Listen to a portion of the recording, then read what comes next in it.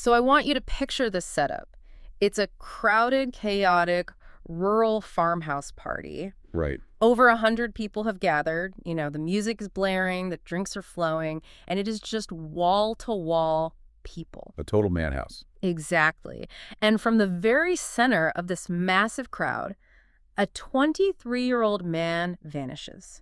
He doesn't just wander off, he disappears completely. Leaving absolutely no immediate trace, which naturally triggers this massive law enforcement response. Right, and the response only deepens the nightmare. I mean, for nearly a month, local police and state investigators scour the surrounding area. Yeah. They run searches through the nearby woods, they comb through a creek bordering the property, and they publicly declare that there is just nothing to be found. Which is where the story takes a really dark turn. Yeah, because a month later, the missing man's family is finally granted permission to walk that same property themselves. And they find his body in that exact same creek in less than an hour. It's a premise that defies every logical expectation we have about police work, right? Wow. I mean, physical reality even. The juxtaposition of a month-long professional search yielding absolutely nothing versus a grieving family finding their loved one almost immediately. It sounds like the plot of a dark thriller. But the implications here are entirely real. Very real. So today on the Deep Dive, we are dissecting the tragic, baffling 2004 death of Alonzo Brooks in Lingers, Kansas. Right. The date is April 3, 2004. Okay. Alonzo Brooks, a 23-year-old man of African-American and Mexican descent, decides to go to a party with 3 friends. They travel from his home in Gardner, Kansas, out to a farmhouse in rural Lingers. And that geography is vital to keep in mind for this deep dive. Gardner to Lingers is about a 45 to 50-mile drive. It's not a quick trip down the street.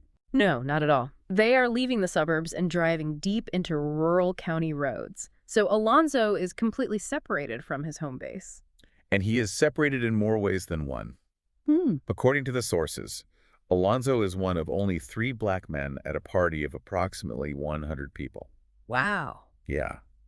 And the atmosphere is described as tense from the very beginning.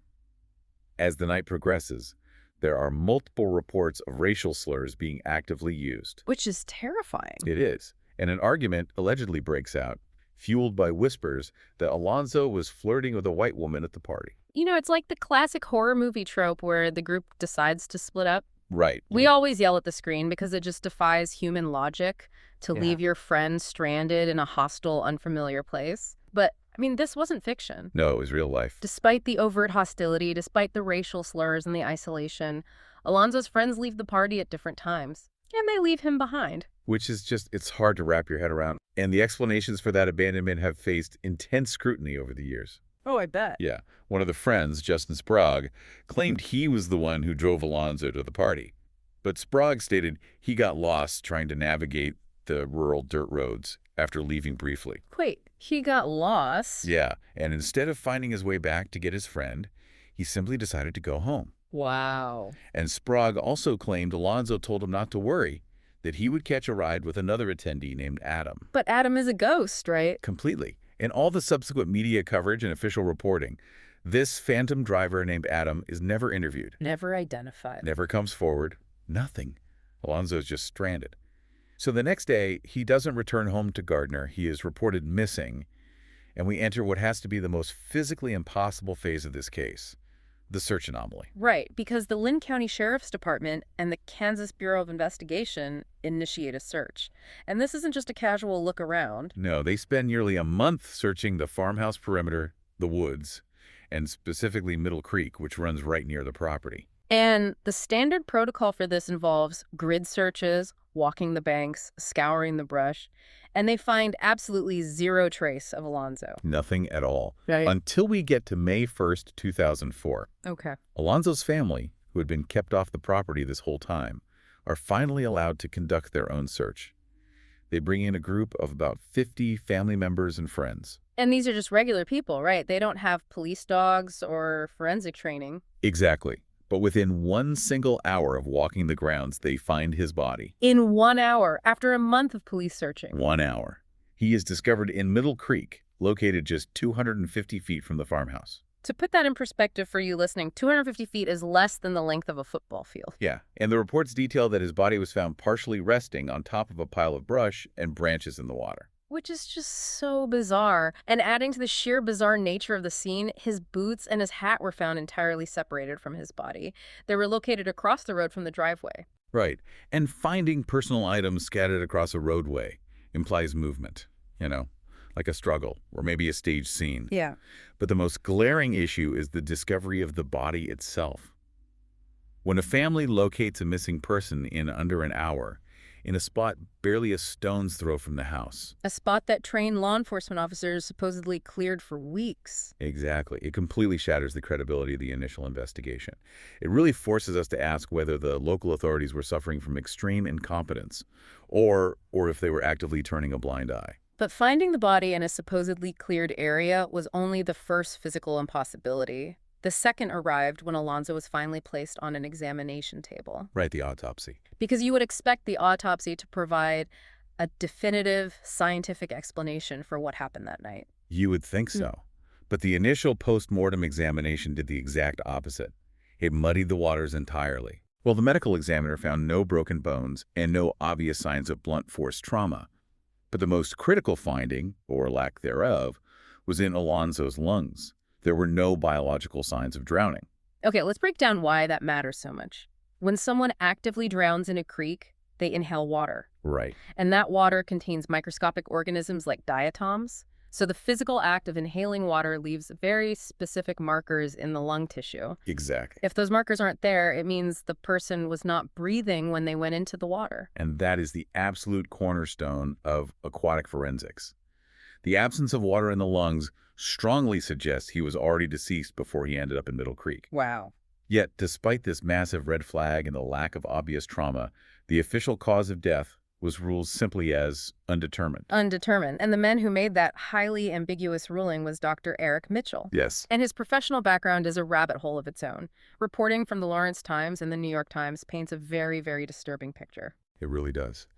Back in 1993, Dr. Mitchell was actually forced to resign from his position as a medical examiner in New York. Wait, forced to resign? Yeah. A severe inquiry found he had grossly mismanaged his office, routinely removed organs from deceased individuals without family consent, and improperly stored body parts. That is insane. And that level of professional misconduct followed him when he relocated to Kansas. It did. Defense attorneys in the state have consistently challenged Dr. Mitchell's credibility in court. They have documented instances where he allegedly altered the estimated time of death to perfectly align with a local prosecutor's theory. Oh, wow. In another prominent case, he completely reversed his own forensic findings years later, an act that eventually led to a man being exonerated after sitting in prison for 12 years based on Mitchell's original testimony. Okay, I have to pause here because this logic just feels broken. Yeah. If a medical examiner has a documented public history of severe misconduct, organ harvesting allegations, and a track record of shaping testimony to fit police narratives, how does their ruling stand as the final, unassailable word in an active, potential murder investigation? Well, it exposes a massive systemic vulnerability in rural American forensics. We often assume that forensic science is this objective, well-funded machine, right? Right. But in many local jurisdictions, there is a severe shortage of qualified forensic pathologists. Dr. Mitchell performed over 12,000 autopsies in his career simply because he was the only available authority in that region. That is staggering. Once an examiner is entrenched in a local system, their rulings carry the weight of legal truth, largely because the county lacks the budget or the alternatives to seek second opinions. The system just relies on a single point of failure. And as we look at all these overlapping failures, it's really important to separate official records from community speculation. Very true. We are mapping out an incredibly charged landscape of rumors targeting the police, the coroner, and local families. And while we aren't here to declare the town guilty or assign individual motives, understanding these allegations is vital to understanding why this case eventually exploded online. Exactly, because the landscape you're describing is one where every official avenue hit a dead end. Yeah. You have an inconclusive autopsy from a compromised medical examiner. You have a local police force that somehow missed a body lying 250 feet from the party. And you have 100 partygoers who all claim they saw absolutely nothing. The code of silence won. It did. The investigation was frozen, effectively filed away and forgotten by the system. And it stayed frozen for 16 years. The local authorities were never going to break that silence on their own. It required a massive external shock to the system. which arrived in July 2020 through the global reach of Netflix. Right. The revival of the true crime series Unsolved Mysteries featured Alonzo's case in an episode titled No Ride Home, and the impact was instantaneous. I remember that. You take a case buried in Lynn County, Kansas, and you suddenly put it in front of tens of millions of viewers worldwide.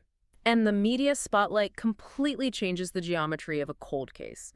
Marcus A. Clark, the director of that episode, he didn't hold back. He publicly called the discrepancies in the friends' stories deeply troubling. Yeah, he hammered home the point we discussed earlier. Attending a party where racial slurs are being openly hurled and then abandoning your friend in that environment is a monumental red flag. He also highlighted how suspicious it was that Alonzo's own friends clammed up when asked for details about the mysterious white woman Alonzo was supposedly talking to. Right. And while the documentary provided the megaphone, decentralized internet communities provided the magnifying glass. Yes, the Reddit sleuth. Dedicated true crime sleuths on Reddit began obsessively dissecting a local blog called Cold Case Kansas. They started doing what the original investigators seemingly failed to do, compiling the local whispers and mapping out the social dynamics of the town. And this is where we see the sociology of the internet take over. It's like a decentralized digital neighborhood watch. That's a great way to put it. Because the physical neighborhood in La Sing had kept its blinds pulled down for almost 2 decades.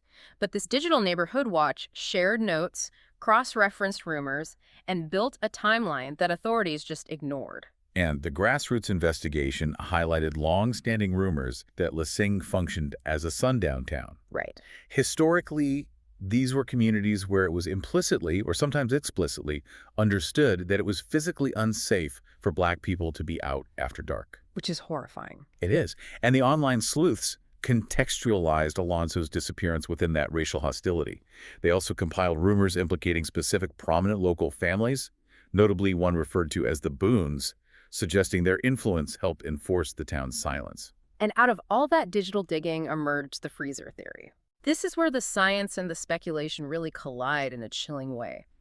The internet noted a glaring detail. When Alonzo's body was found, it lacked the severe decomposition you would expect after spending a month exposed to the elements in a Kansas creek during the spring. Let's look at the biology of that. A body submerged in a natural waterway for 30 days undergoes massive changes. Bloating, aquatic scavenging, rapid cellular breakdown. Right. If Alonzo's body did not show those typical signs, it scientifically suggests the body was not in that creek for a month.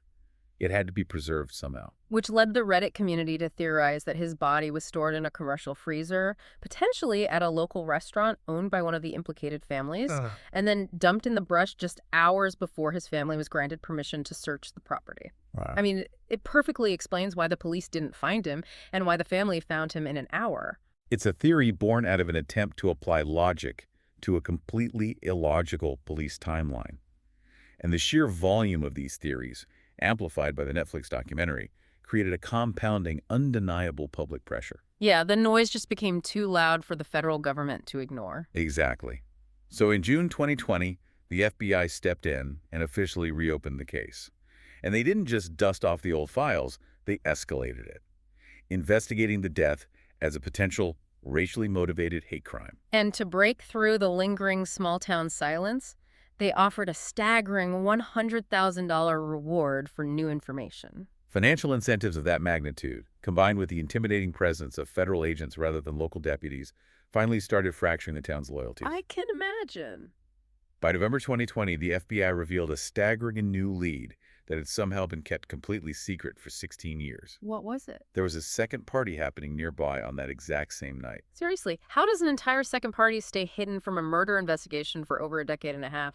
It really illustrates the sheer power of group psychology and intimidation in an isolated community. According to the FBI's new findings, a violent fight broke out at this second party. Following the altercation, the attendees migrated over to the farmhouse where Alonzo was. Oh, wow. So you suddenly have two volatile, intoxicated groups merging on the exact night a young man goes missing. the pool of potential witnesses and suspects effectively doubled. But the FBI didn't just rely on new witness interviews. They recognized that the original forensic foundation built by Dr. Eric Mitchell was entirely unstable. Right. So in July 2020, Alonzo's body was exhumed. He was transported to Dover Air Force Base for a completely new examination. And the Armed Forces Medical Examiner System at Dover represents the absolute pinnacle of forensic pathology. You are trading a controversial, isolated county coroner for the military's top scientific experts, utilizing modern technology that just wasn't available in 2004. And in April 2021, those military experts delivered a definitive verdict. The FBI officially announced that Alonzo Brooks' death was not undetermined, it was a homicide. Acting U.S. Attorney Dustin Slinkard stated it without ambiguity. Quote, "It was no accident. Alonzo Brooks was killed," unquote. Wow. The new autopsy specifically focused on injuries to Alonzo's body that the military examiner concluded were fundamentally inconsistent with normal patterns of decomposition. So what does this all mean for the internet's theories? I mean, if the military examiner found injuries and preservation levels that defy a month-long submersion in a creek, does that essentially validate the Reddit rumor that his body was stored somewhere else and moved later?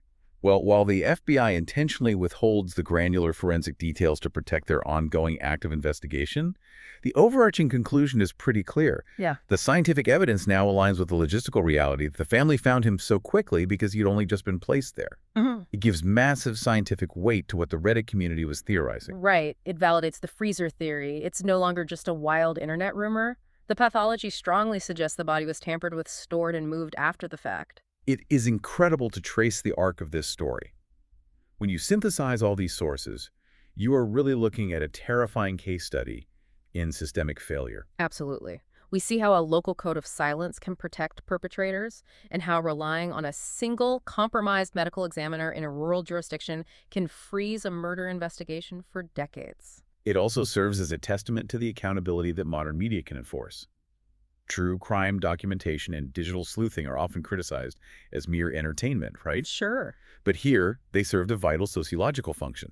When the local justice system completely failed Alonzo Brooks, the collective memory of the public kept the case alive until the federal government was forced to act. Which leaves us with a really profound paradox to consider as we wrap up this deep dive. Yeah. In criminal investigations, we are taught that time is the enemy.